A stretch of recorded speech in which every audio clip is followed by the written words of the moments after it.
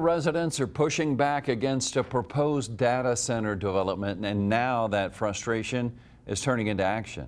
A group of neighbors started the process to recall the mayor pro tem, and a city council member after a recent vote to annex and rezone the land.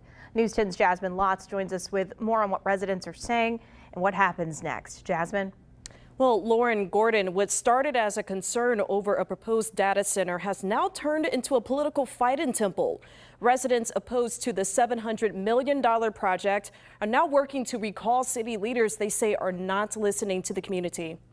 The city council sat back in their seats like the money was already in their bank. Some Temple residents say their mistrust for city leaders is growing. This comes after the council voted to annex and rezone about 700 acres along Bob White's Road, clearing the way for the proposed data center. Neighbors say their biggest concerns include water usage, strain on infrastructure, and overall quality of life. Some also say the decision moved too fast.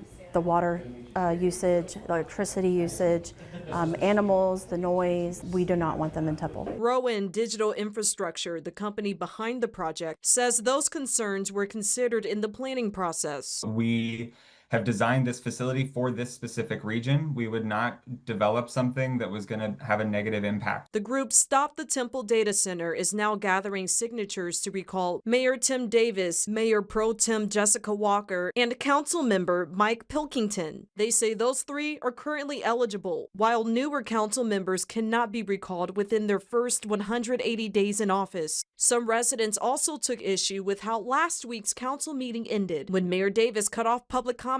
I mean, we've been doing this 5.5 hours. One more question I don't think is going to move the needle on anything. They were very rude and disrespectful, and after being there till midnight, having 100 people there, so many people testifying, they still voted yes. They're not for the people. If the group gathers enough signatures, the recall efforts could trigger an election to decide whether those officials remain in office. People need to know that we have the power, and that's what we're doing.